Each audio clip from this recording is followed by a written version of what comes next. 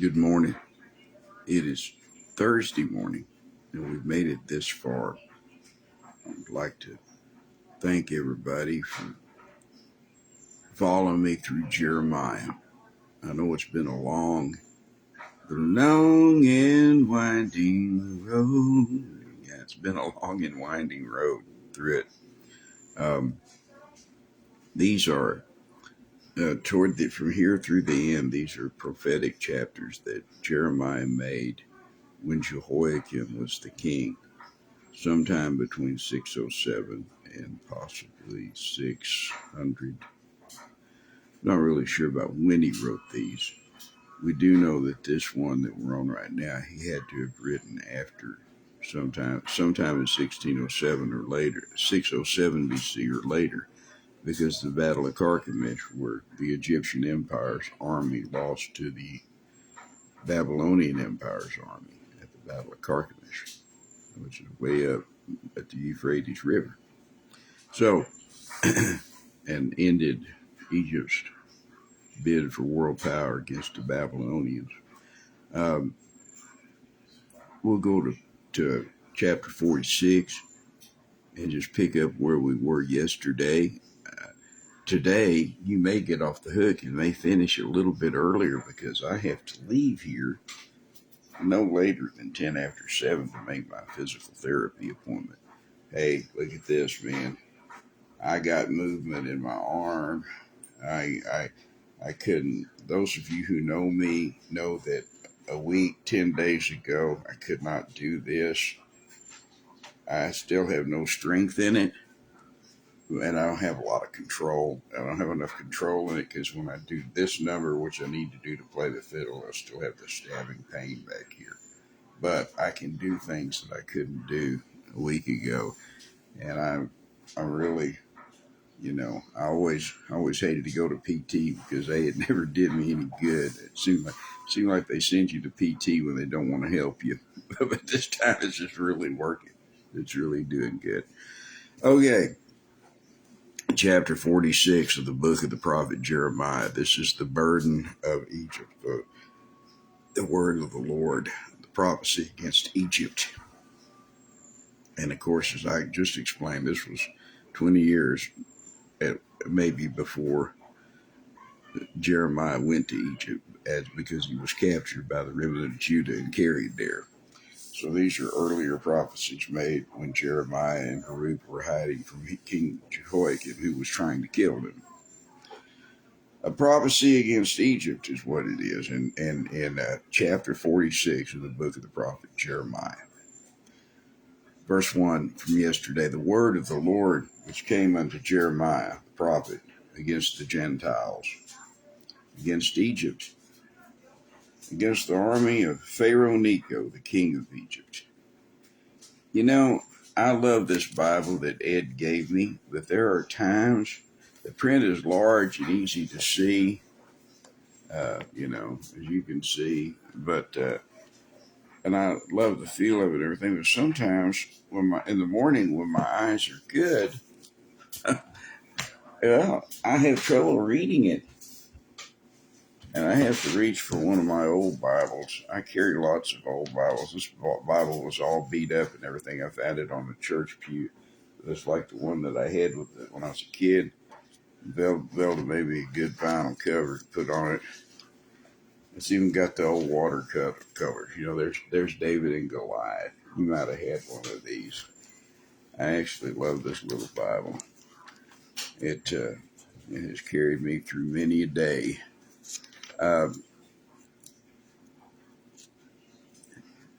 If I misread the verses, see, in the evening, I read Ed's Bible a lot. He gave that Bible to me. It's a beautiful Bible. But as a matter of fact, it's so clear and so easy to read that when my eyes are tired, it's wonderful. But when I first get up in the morning, my eyes are pretty strong, and I don't need the bigger letters and the wider paper. The word of the Lord which came to Jeremiah the prophet against the Gentiles, against Egypt, against the army of Pharaoh Necho, king of Egypt, which was by the river Euphrates in Carchemish, when Nebuchadnezzar, king of Babylon, smote him in the 4th year of Jehoiakim, the son of Josiah, the king of Judah. Order ye the buckler and shield, and draw near to battle. Harness the horses, and get up, ye horsemen, and stand forth with your helmets. Furbish the spears, put on the brigadines. You remember, brigadines is not a word we're familiar with too much. It's body armor, specifically the army, the armor that covered the torso. It looked like a big vest. It was like the breastplate, so to speak, the body armor, the upper part of it. It was the 1600 English word for this body armor that looked like a vest, kind of, the top part for the torso. But they had armor in David's day also, and in the days of ancient Israel and ancient Egypt. The translators are calling it the brigadines because that's the word they were familiar with, but it means their breastplate or their armor, their body armor. Today, if you were in the army, well, at least when I was young, it was called battle dress. I'm not sure what it's called now. They wear more equipment than I can even imagine nowadays. But what has happened is after the Battle of Carchemish, Egypt is nursing their wounds and they're retreating back to Africa from Iraq. Their bloody empire-ending loss. They're going home with their tail tucked between their legs. God is telling them to get ready to fight. Put on your armor. Get ready to go, or you're going to fight again. That's the last thing that a retreating army wants to hear. They want to go home and sit under a shade tree and heal, see their wife and their kids, rest, eat their dates and nuts for the last time. They don't want to be marching through the Arabian desert, modern day Saudi Arabia, trying to get home. They want to do that. They want to be home. They don't want to talk about war. They just got whipped. If you remember, after Vietnam, nobody talked about war very much for a long time. That was hard on the veterans. Well, they sure didn't want to talk about it. But, as I came of age, we lived in a country where people didn't treat the veterans very good. Well, it wasn't their war. I say there because I didn't serve. I told you the story before. They suspended the draft when I was a senior in high school. I didn't have to go. And I was glad I didn't have to go. But that's beside the point. The point is, a lot of them went. You may have seen the meme around graduation. Talk about so many people had their graduations canceled because of this protest nonsense from these illiterate, immoral Hamas protesters. These crazy people on the college campuses. They don't know what they're protesting for or against. They say from the river to the sea. They got no idea what river they're talking about. They got no idea what sea they're talking about. They don't even know. They couldn't even point out these places on a map, but they're for Hamas. They're protesting. So they've shut down graduations for security reasons. Yeah, many of my friends took their senior trip to Vietnam.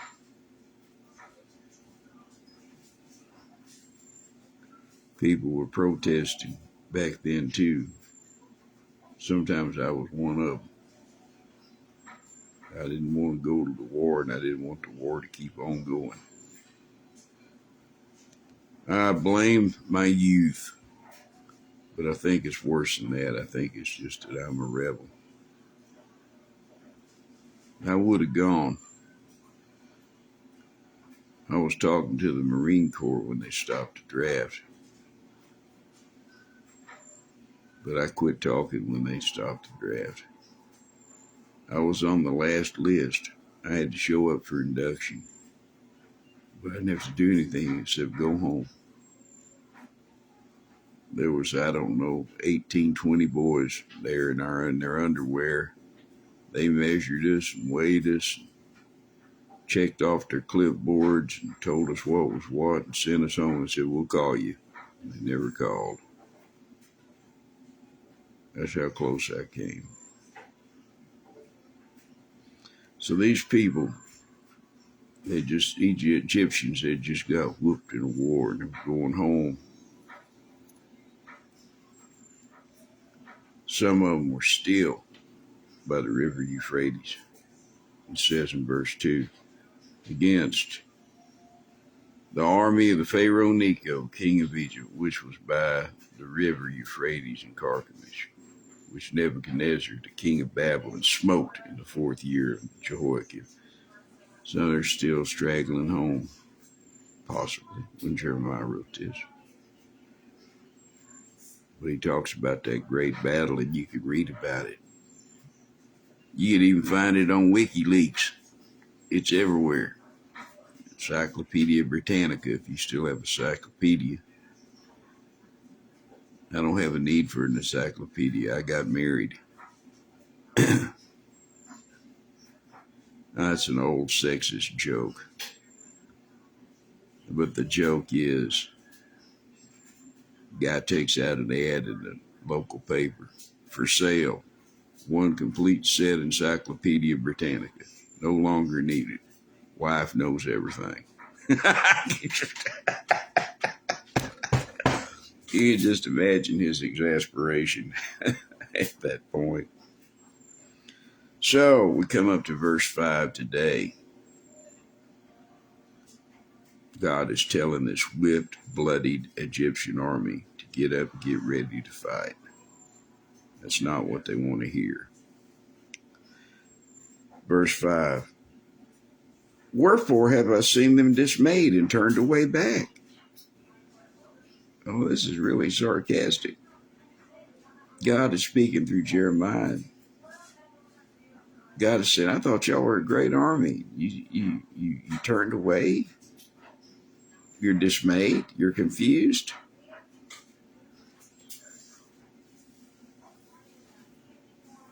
We're fixing to be dismayed because May is fixing to be over. And we shall be ensconced in June, as it were. Good Lord willing, and the church don't rise.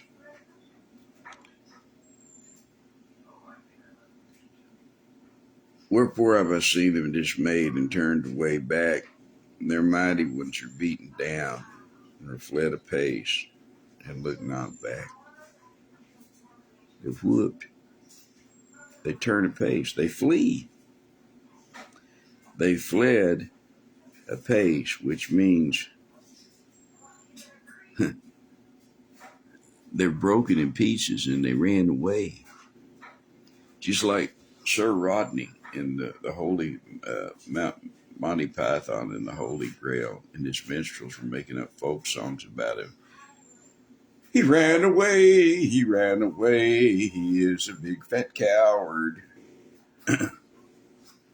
Yeah, I got to tell you what, when you get whooped, sometimes your only choice is to run away. Or crawl away if you've ever been beaten up bad enough, left to die. Some of us have. It ain't no fun.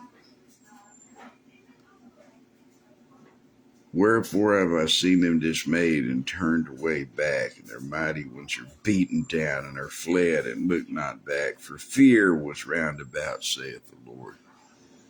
They lost the battle.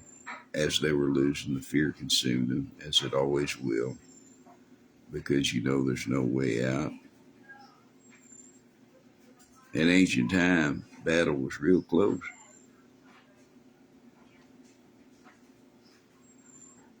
In modern times, I understand now, battle can be real close when you get right down to battle. The fear was round about. Good morning, Millie. Let not the swift flee away, nor the mighty man escape. They shall stumble and fall toward the north by the river Euphrates. He said, hey, some of you guys that are wounded, some of you guys that are resting after Nebuchadnezzar won the battle, you're up there in his country by the river Euphrates. He has become allied with the great Assyrians. Nebuchadnezzar, Daddy did, and now Nebuchadnezzar, the general, has whooped you in your battle there at Carchemish. And he said, some of you will flee, some of you will escape, some of you will stumble, some of you will fall right there where you're recuperating.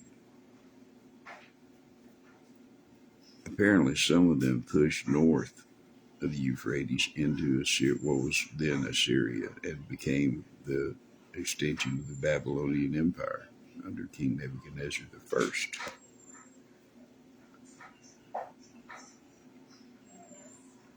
Who is this that cometh up as a flood, and whose waters are moved as the rivers?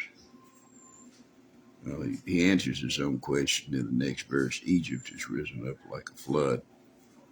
But what is the basis of the economy in Egypt, or was in ancient times? Egypt was the breadbasket of the world. The world ran on Egyptian grain, on Egyptian wheat, on Egyptian barley. Egypt was the breadbasket of the world at that time. That's what the money from being the great breadbasket of the world had made them a world empire.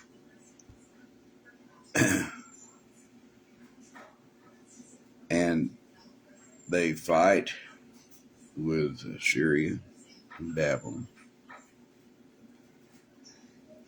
Egypt riseth up like a flood. You see, the source of their great wealth was the mighty Nile River, which would flood every year. And that flood would overspread the lowlands and deposit the silt and all the stuff that the crops needed to grow. And so, in what would have been a desert without that flood, every year, in the floodplain, the Egyptians grew wheat and barley and rice, grew corn. They grew cotton for fabrics. At the time, they still produced a lot of cotton, but at the time, the Egyptian was a great cotton producer. They were not great manufacturers and never had been. But at this time, manufacturing was on a house-by-house kind of basis, unless you had a king to oversee things and have these great works built. But the building of those kings never helped the middle class, which was non-existent. You were either royal, or you were a soldier, or you were just a peasant, one of the people. But it was the flood that brought them their wealth. Without the flood of the Nile, there would be no wealth. Without the wealth, there would be no Egyptian empire.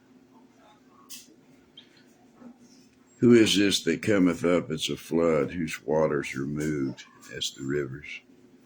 Egypt riseth up like a flood, and its waters are moved like the rivers. He saith, I will go up and cover the earth. Just like the Nile floods the floodplain and covers the northern half of Egypt. What is called in the older phrases, Upper Egypt and Lower Egypt. They would announce Cleopatra, Queen of Upper Egypt and Lower Egypt. And she's there holding the scepters and stuff. It was the flood. It says, I will go up and I will cover the earth, just like the flood covers Upper Egypt. I'm going to go and cover the world, says Egypt, with my empire. I will destroy the city and the inhabitants thereof. You'll rise up to fight again, but he's telling them that, we know from history that it's going to be a long time before Egypt rises up and fights again. They will fight a final series of battles with the Babylonians in Africa, northern Africa, and in Egypt, and they will be defeated at that, and they will not rise to power again until some 300 plus years later. When Alexander the Great conquers the Medo-Persian Empire, and after Alexander's death, the general Ptolemy comes down into Egypt and reestablishes a monarchy and an empire. They become very strong again until the days of the Caesars. Now, it says, you say that you're going to rise up like a flood, and that you're going to go and cover the whole earth and destroy the city and the inhabitants thereof. God says, come up, ye horses, and rage, ye chariots. Let the mighty men come forth. The Ethiopians, the Libyans that handle the sword, and the Lydians that handled and bend the bow. See, those were the tributary countries of Egypt. Egypt was an empire. So even outside of the Middle East and down on the African continent, Israel was the dominant power, and they had as their allies and servants the Libyans, the Ethiopians, the Lydians. For this is the day of the Lord God of hosts, the day of vengeance, that he may avenge him of his adversaries. And the sword shall devour it, and it shall be satiate, and made drunk with their blood. For the Lord God of hosts hath a sacrifice in the north country by the river Euphrates.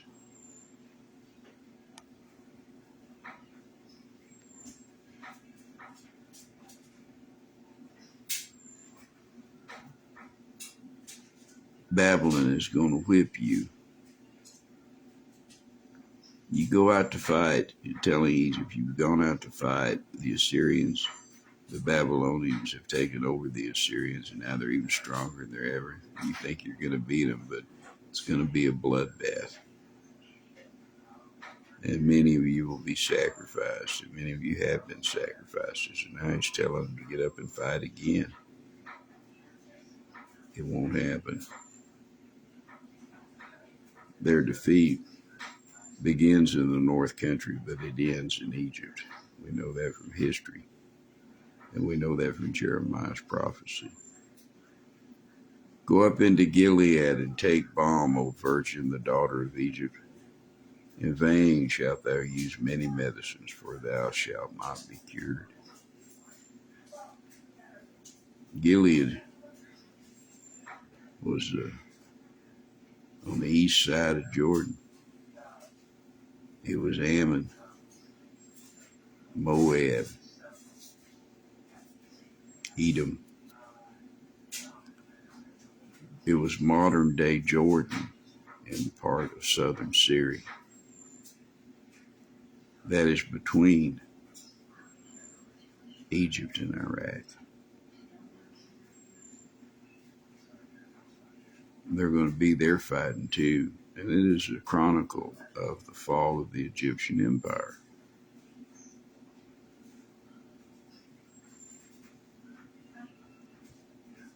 You'll nurse your wounds, but they won't be healed. The nations have heard of thy shame, and thy cry hath filled the land. For the mighty men hath stumbled against the mighty, and they are fallen both together. You suffered this great defeat at Carchemish. This great defeat.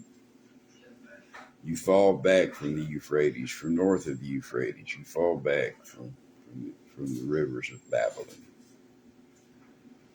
You fall back into Syria. You fall further back into Edom, into Ammon and Moab, and even farther south in Idumea. Look at an ancient map. That's where they were. That is the road of retreat.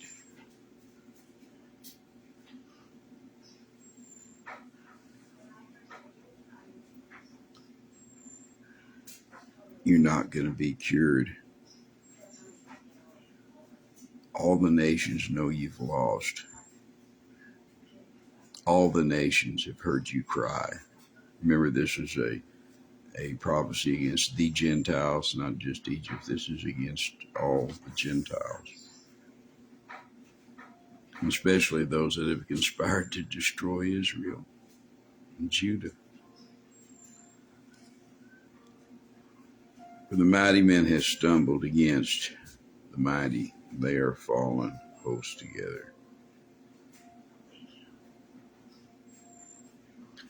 And then we will pick up tomorrow because, as I said, I've got to go to PT. But he said all that to say this. The word of the Lord is going to come to Jeremiah and tell him that Nebuchadnezzar is going to come to Egypt. You see, there was the battle of Carchemish. There is a great slaughter of the Egyptians there. Apparently, from this passage, they pushed north of the Euphrates. And they did because the city of Nineveh is north and east of the Euphrates. They were trying to destroy the Assyrians.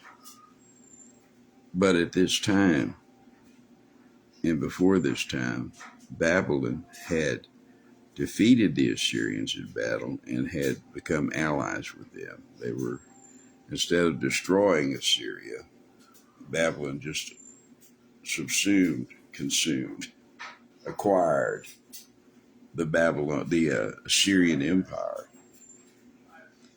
And so, if Egypt thought it could get relief by destroying their old enemy, the Assyrians, they were wrong, because the ally of the Assyrians, Babylon, turned out to be a lot stronger than Assyria was, and now they were fighting together against Egypt and her minor allies in comparison to Assyria and Babylon of Lydia, Ethiopia, and Libya. Their wealth didn't help them out. Their alliances didn't help them out.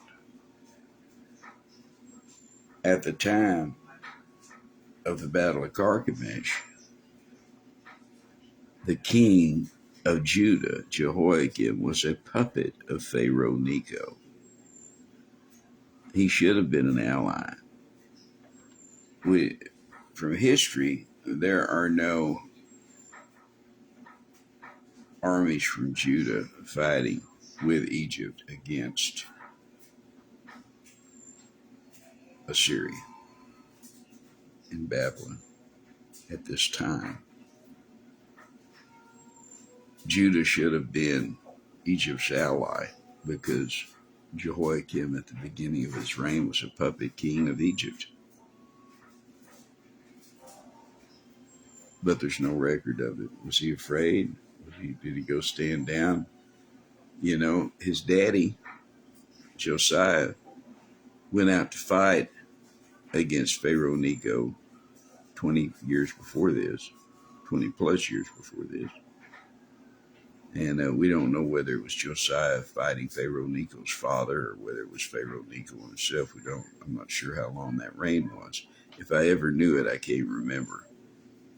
A lot of people have said that Necho was like the name of the dynasty, and Pharaoh was like the king, so he was the king of the Necho dynasty.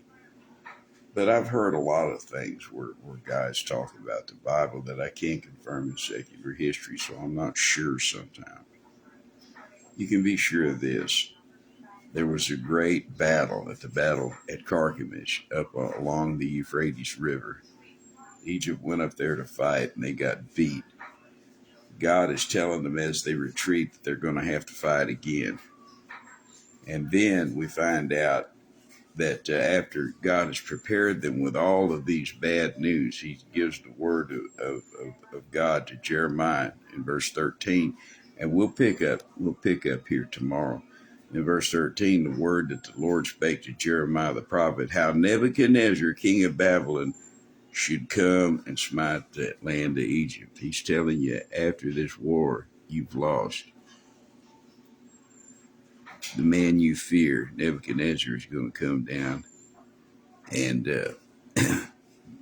give you a big punch in the nose. He's going to plow your corn, Egypt.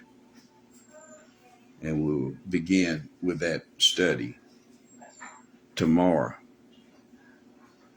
I love all of you. I hate to rush through like this, but we got to go. The Lord be with you.